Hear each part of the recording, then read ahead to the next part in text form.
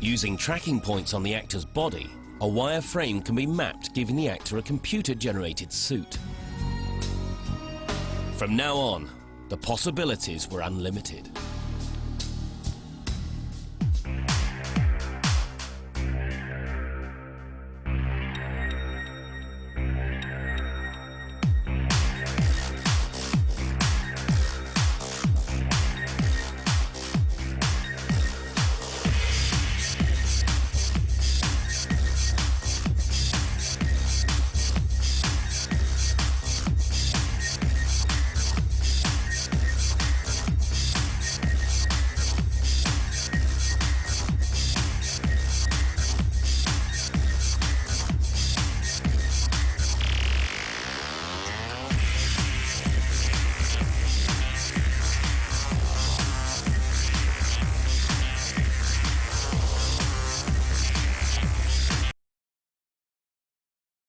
In 1982, Walt Disney Studios were equally ambitious when they dared to make the world's first feature film combining live action and computer-generated images.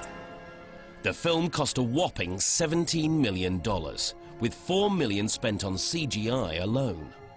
6 animators worked 9 months using only one computer to create 100 spectacular shots.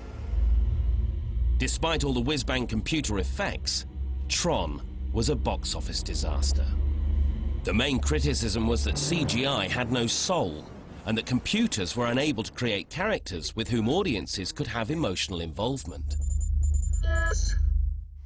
I think it was really courageous of Disney to be the pioneers. The problem was the story was really weak. You know, this is a balance, you know, between great storytelling and great technology. And if you don't do both of them in equal parts, you know, you're just not going to succeed to that level. And Tron is an example of one, I think, that succeeded on the technology side, but not on the storytelling side. Disney Studios returned to traditional 2D animation, but the team behind Tron went on to become the new generation of computer animators.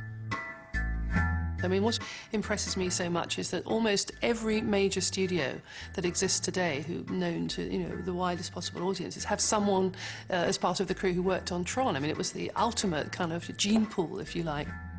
These aspiring computer animators were quickly snapped up by other Hollywood studios. All they needed now was the right software tools.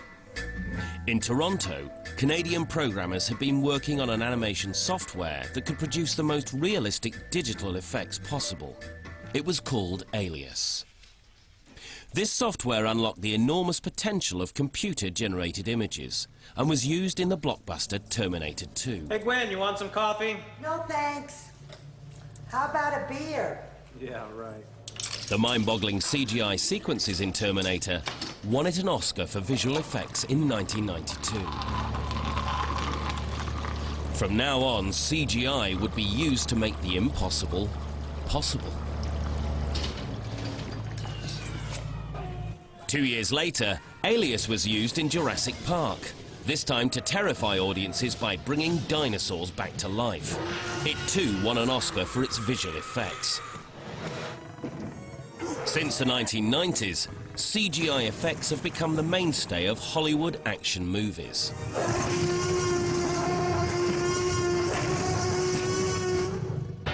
Alias joined forces with Californian-based Wavefront to develop their new software, Maya. Maya is an animation program. It's what you load onto a computer, and if you load it properly, then it comes up as this package, this interface that allows you to model and animate and render 3D computer graphic scenes. Hi, Bingo. Excuse me? To put Maya through its paces, Chris Landreth made his short film Bingo in 1998. Bingo? Bingo. Bingo the Clown. By doing a film like Bingo, I was able to put the software through the most horrific testing that could have been done. And I mean, the programmers will tell you how much hell I put them through because I was finding and complaining all the time. It took 300 animators 4 years to create well over 1,000 computer-generated shots. Their hard work paid off because Shrek broke new grounds. You know, anytime you set out to do something that is so completely different from anything you've done before or others have done before, it's always scary, and there's a huge risk involved in that. And, you know, failure in these movies is harder, painful, costly, way more so than live-action movies. If for no other reason, we take 4 years to make them. Shrek featured the first realistic computer-generated humans, who not only had to speak dialogues, but express complex emotions. 500 controls were used to animate Shrek's face alone. It will be seen as a turning point, or at least a milestone in the development of computer animation, because the characters really engage with the audience.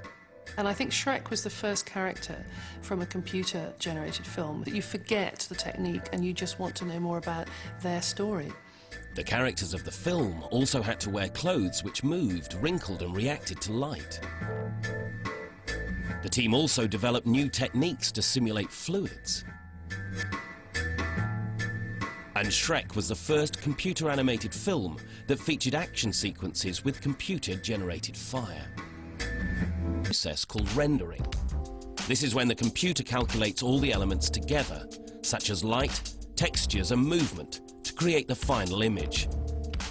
It is only at this stage that the filmmaker sees whether a sequence works or not.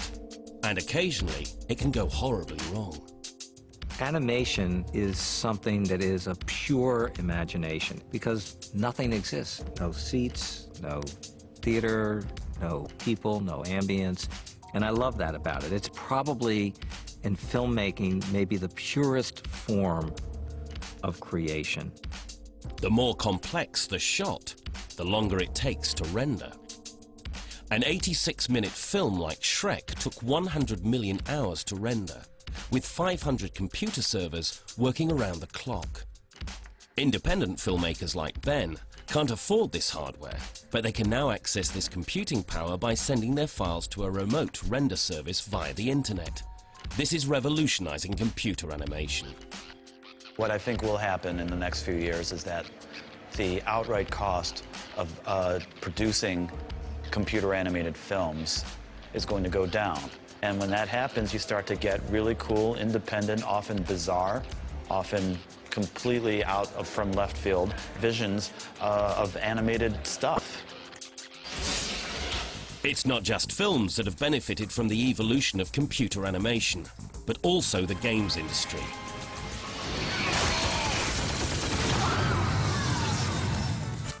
From humble beginnings, video games didn't look like setting the world alight.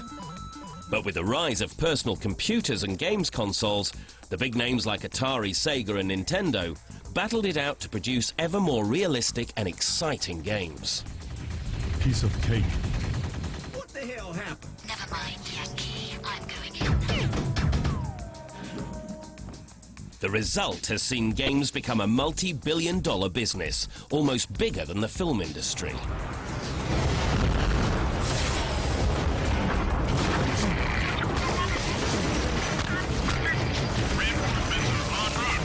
Today's gamers are demanding ever more photoreal experiences, which is pushing the development in recreating lifelike humans.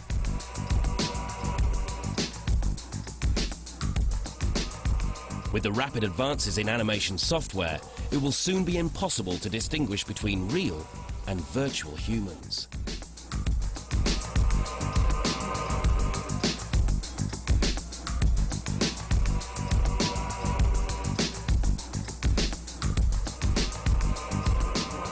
This year's Oscar-winning short film Ryan by Chris Landreth has taken photorealism one step further and turned science into art.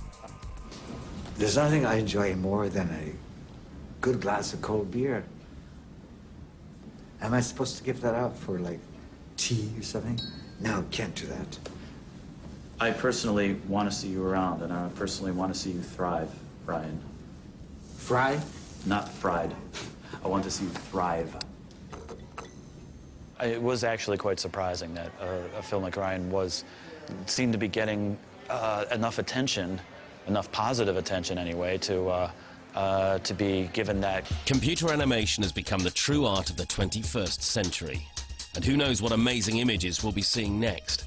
One thing is for sure, be prepared to be amazed.